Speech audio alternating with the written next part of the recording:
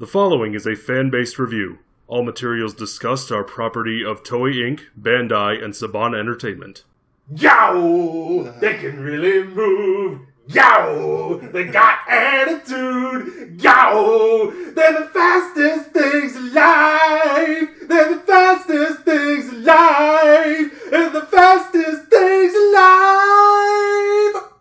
So fast you'll forget about them in about 5 minutes. He didn't make it. Welcome everybody to another episode of the Tokucast Reviews. This week, Hyakujuu Sentai Gaoranger. Woohoo! He's so excited if you couldn't tell. This show... You know what? We'll wait. Jacob, are you still with us? Oh, I don't want to review this. Can we just do Mebius again? Nope. Please. Gaoranger. Damn it. Okay. I wish this show was so much Okay, better. I'm back. But you know what? Let's go ahead and start off at the beginning like we usually do with the opening. This opening sucks. I still like I this hate opening, it so actually. much. I don't mind it. I hate it It's so like, much. for me, this is the best thing about this show. To anyone who has ever wondered, hey, would you guys ever want to redo any of the top 10s that you've done? Yeah, I would redo a few of them, namely worst Sentai openings. I would put this one higher up. I forgot how terrible it was. I still like it. But yeah, Gaoranger. Let's go ahead and start off with the show starts off with... I like the fact that Red's not the first. We don't see him first. That we is see true. him last. The rest of the team has already been, Gaorangers, like for Yellow's been it for the longest time. Mm-hmm. Then Black and then Blue and White came in at the same time. I like that fact. I like the fact that we also end up getting to see the suits right away, so let's go ahead and get into our suits review. I actually really like these suits. I don't mind it. I like them more than the Gingaman ones, but at the same time... They're a lot better than the Gingaman ones. They end up having the same problem where I feel like they didn't detail their helmets enough. Especially with Bisons. Those small horns on it just bother me. They're just so tiny. I'm sitting here like, you're not going to do shit with those. Hey, I also do like the fact that they're numbered. Bother me.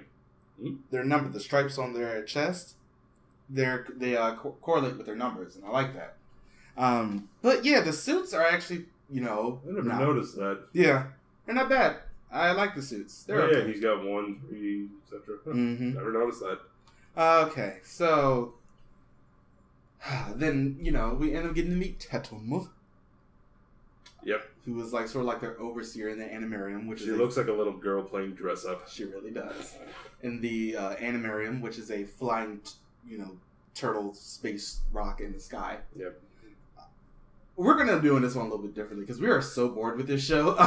This show is so boring. Yeah, it's just. It's like I can't even summon enough angry to be really angry about it because it's just so boring. Like, we end up getting to meet 2 of the Duke Orgs, Yabaiba. And that's orgs or ogres. They are the main villains of this series. Yes, and Sue Sue. Mm-hmm. I like both of them. Yeah, they're okay. They were kind of funny and they had a nice dynamic. Yeah, I like the 2 of them, and the fact that, it's legitimately these 2, and they're always there up until the very end of the show, and into the team up with Hurricaneger next season. I'm just getting more and more upset. They do end up, At least we have Hurricaneger to look forward to. It's so true. They That's do a good show. end up bringing in various, because Susu and Yabaiba are, general orgs, but they're not... Yeah, they're dukes, but they're not at the top, like the highnesses, like Shuten, who is the first one that we end up getting to see, who looks really strange, and I like it. He was creepy and stuff, and... One of the things I'll give the show credit for is its monster design. Yeah. They're pretty creepy and cool. Yeah.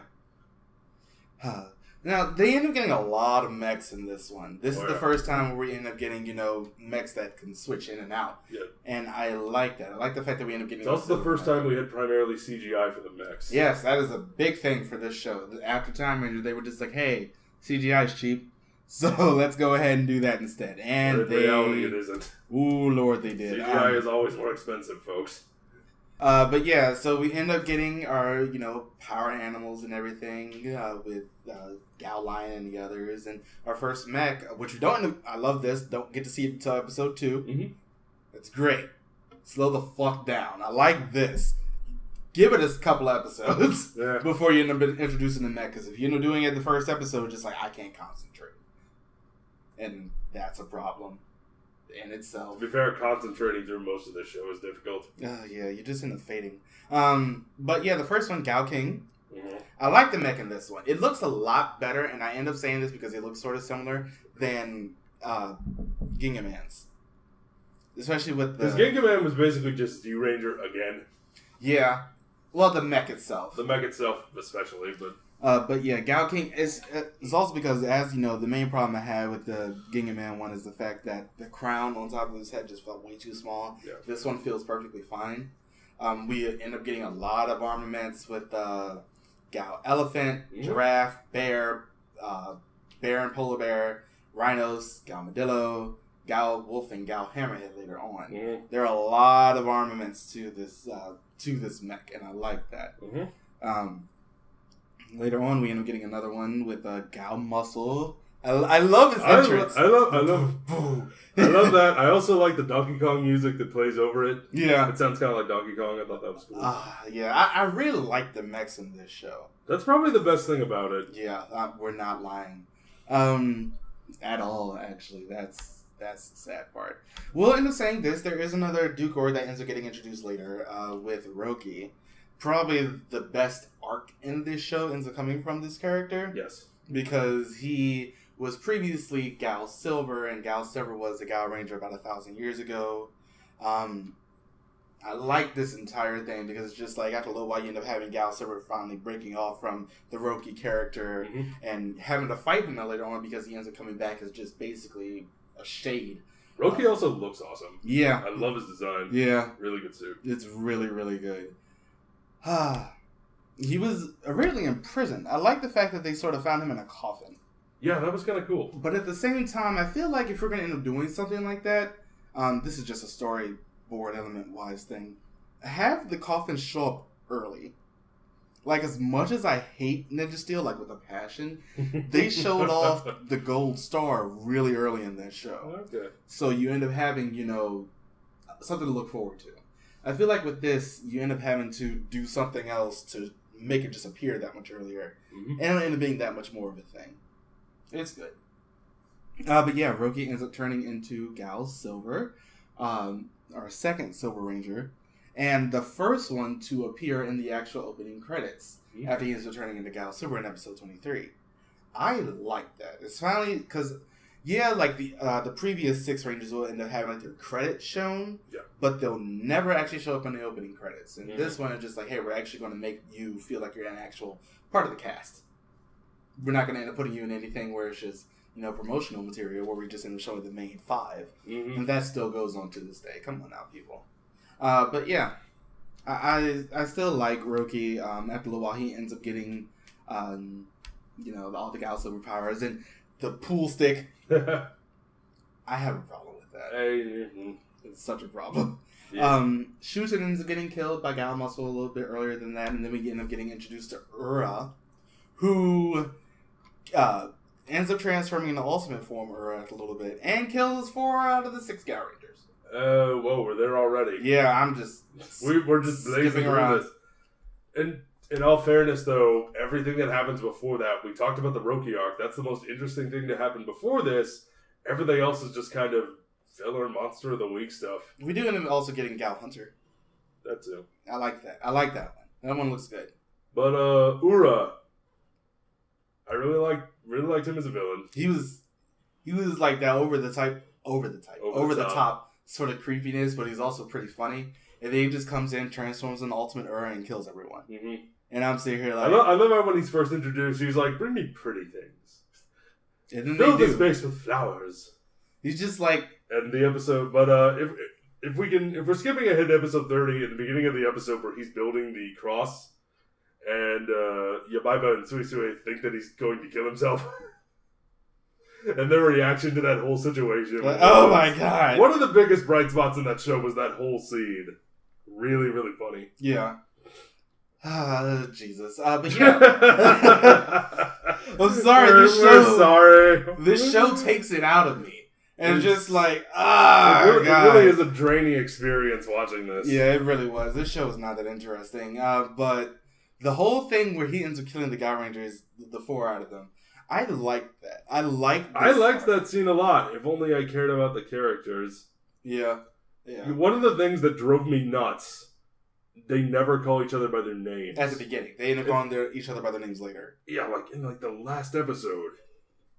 Like way, way too late for that.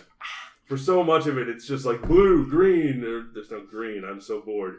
Black, red, white, red, yellow, silver, orange, on fire, whatever. How am I supposed to care about you if I don't even know what your name is? Also, the disembodied narrator. Yeah, because the way they end up setting up the show is that it starts off like someone's telling a story like all of The Princess Bride. Yeah, except not as good and without the actual framing device. Yeah. It just, this is a thing that's happening. It's happening now. It's like, who the hell's talking? It's over. Like, we get it. It's supposed to set up itself like they're talking about a story. Yeah, it's they were going for a storybook vibe. I understand that. The problem is there is no book, and we don't know who's reading it. They actually did this one better in Z Ranger, and that's a problem because we all know how much I hate Z Ranger. Yeah.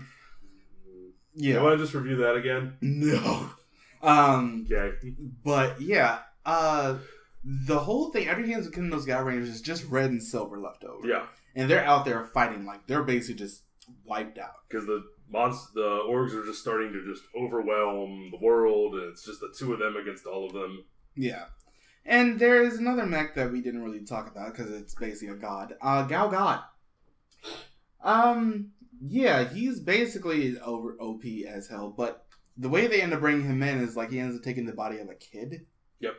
And then the kid goes on about how they're destroying the world. And I'm just like, wow, this is a literal translation. Right on over. Mm-hmm. That didn't change at all. Literally. Much to our dismay. Yeah. God. This show. Gao God. But yeah, Gao God ends up bringing them back. It's like the Gaorangers end up staying dead for like an episode. This is the first time, by the way, that most of the team just ends up getting straight up murdered. Yep. That was a thing. I wasn't expecting that going in. And I was like, wow, I am now marginally more interested in the show. Oh, and it's gone. And it's gone because they resolve it immediately in the next episode. Yeah, Gao God ends up bringing them back with a new mech, Gao Falcon. And then creating Gao Icarus. Yes, Gao Icarus. Gao Icarus, however, is amazing. This one looks love the way this one looks. It looks so good. I think it might have been number 2 or 3, I think, on our best Mechs list. Yeah, it looks really good. Gao Icarus is one of those ones where I'm just like, that's okay. We're not going to be talking about the movie. There is a thing in the movie. No, I want to talk about the movie. The Gaoranger movie, not the Gaoranger versus Super Sentai one. But there is one thing that happens in that with Gao Kong, who's basically just a red recolor of Gao Gorilla, and they end up creating Gao Knight with that mech. I like it. It looks okay. And then there's one other later on with Gao Kentaurus. Mm-hmm. But let's go ahead and talk about the Gaoranger versus Super Sentai movie. Jacob, take it away. Well, if you remember in our Ultraman Mebius review, we in particularly gushed about episode 41 and how that is how you do an anniversary season. We will talk about the 199 Heroes movie.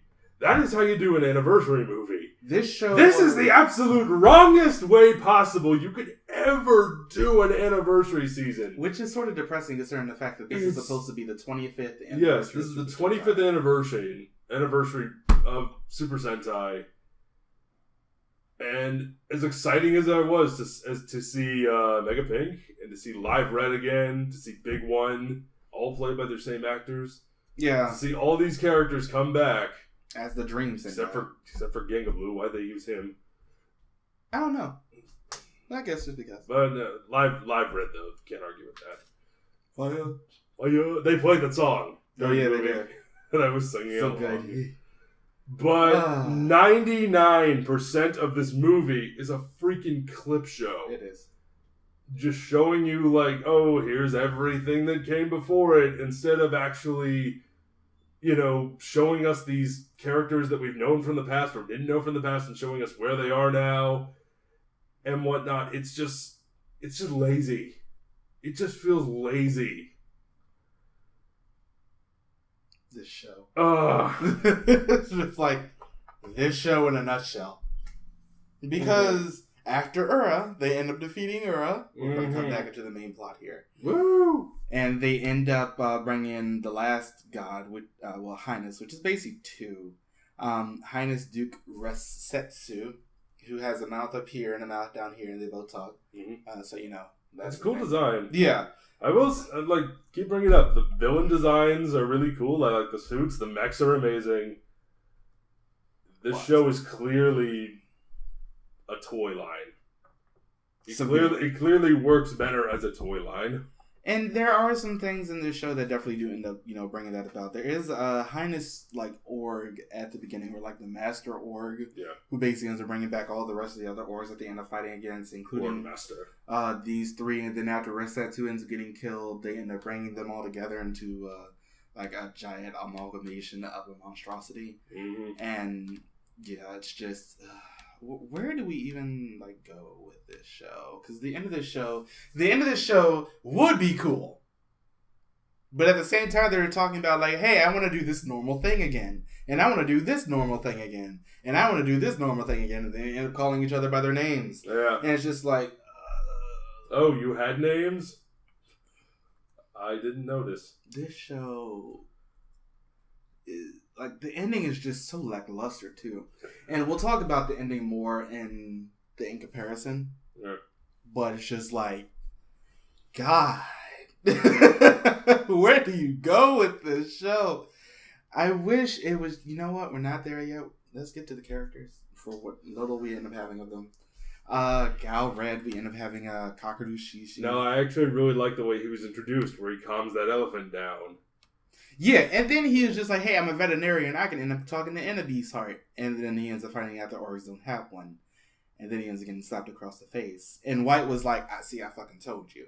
Because I'm just you are an idiot box. That should say something. Yes, you are a box of idiots. God. Oh, God. Oh, God. However, he does end up coming back in Gokaiger. I think he's the second one to end up coming back after Magic Red. I think so, yeah. Yeah. It was either him or Samurai. Yeah. I still liked it, though. Still like seeing him again, but the boringness of his character is not that good. I would end up saying this. Gaku Washio, Yellow, might end up being one of the more interesting characters in this show because his characterization makes sense. He's the oldest Gaoranger, and the fact that Red came in and Tetsuma says because of the fact that he was chosen by the Lion, he ends up being the leader. Yellow is understandably bitter about that. Yeah. And because it's just I'm the one who ends up having the most experience, while this new guy ends up getting to come in and ends up being, the new leader. I'm just you know what? Okay, I get you. He's also the best fighter. That's definitely ended up shown throughout this entire show. And I like his character quite a bit. I believe he speaks a lot of English. You remember the episode where he said, "Oh my God," and it kind of sounded almost like he was trying to do a JoJo impression? Yeah, his actor speaks English. Oh, interesting. And he is coming back and voicing a lot of Sentai monsters as well. I quite like him. Yeah, he's pretty great. Kei Hori is the name of his actor. Gao Blue. Go, man. What can we say about Gao Blue? Nothing. No, he died. He did die. He was the first one to die. He was. He got his mask freaking blown off. Yeah, that was actually pretty good. I'm sitting here ooh, all right. Just grabs him by the face and just zaps him, and then falls over and he's dead. They'll sit here after gasping. I did not expect that. I love the fact that Is this the first time that's ever happened? That we've seen a mask get damaged like that? Yeah, because it didn't happen with Dragon Ranger, and he was the last or guy because he got stabbed outside the suit. Yeah. But yeah, this one was just that was pretty damn brutal. That was legitimately full on face you're dead. Yeah. I wish this character had more. The fact that really all that we can end up saying about him is the fact that he is deceased is basically just sad. Yeah, he died. That's literally the extent of his character, and then he was immediately brought back to life. Yeah. Aside from that, I don't remember anything else about him. He was the youngest, but it's just I don't end up remembering really anything about him. Yeah. Black? Black. He had some girl that he liked, and he was like sort of the big brother to Blue. He was on a top 10 Blacks list, and looking back at that, just like whoops. But as I said at the beginning 10. of the episode, yeah, we might redo them at some point down the line. Yeah, and he's also one of the ones that ends up dying. He ends up rushing in after Blue ends up dying. Yellow dies as well. He ends up rushing in after Blue dies and gets super murdered as well. I love how we just keep going back to the fact that everyone died. Because it's so... That's literally the only thing in this episode that you remember. The show, sorry.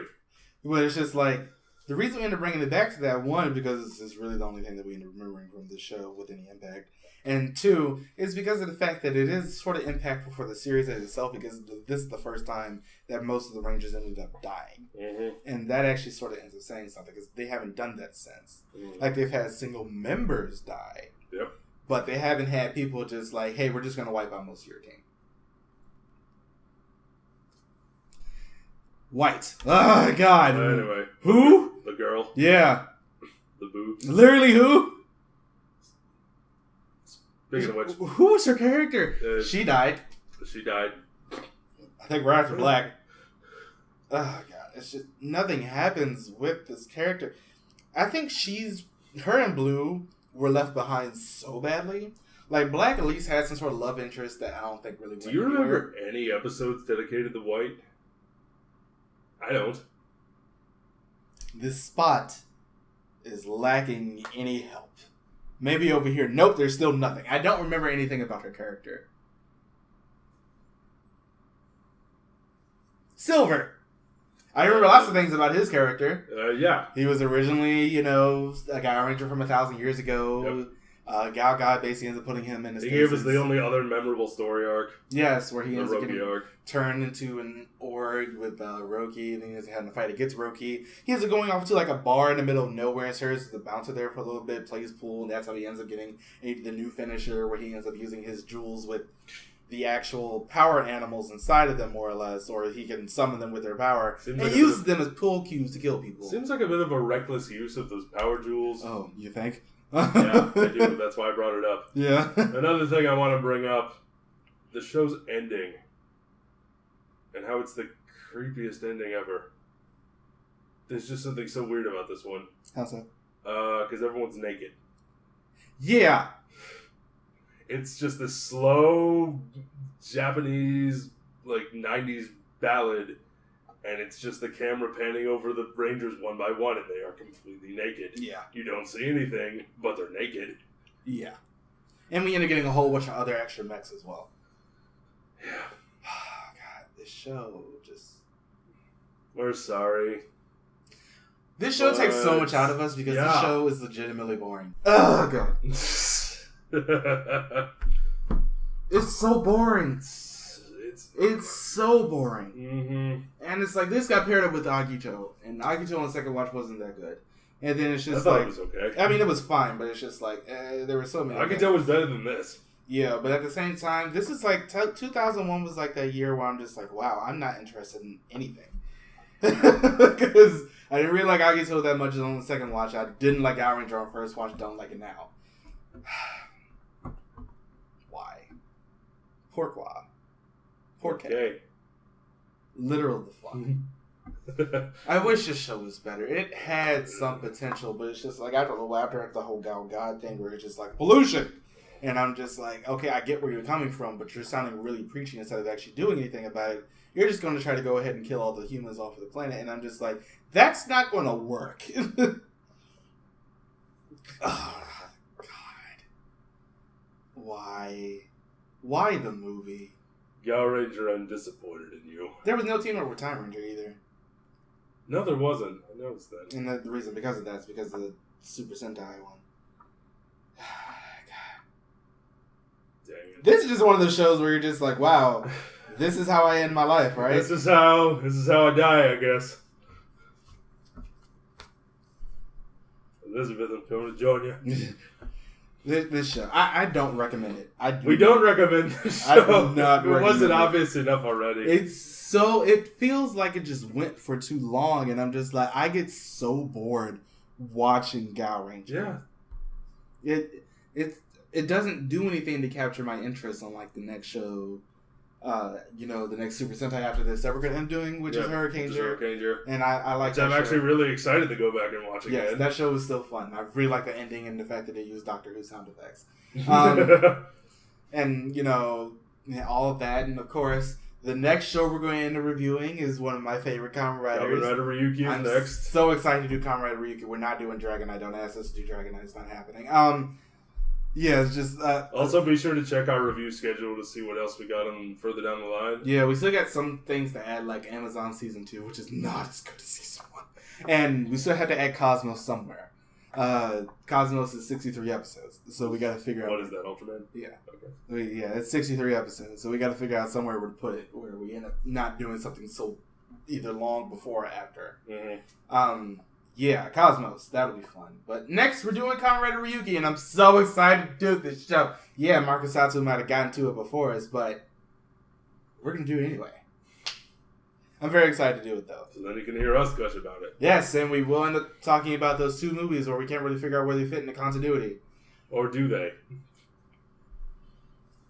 Yeah. That's the end of this review. I can't. Look forward to the in comparison, though, where we just end up being more bored.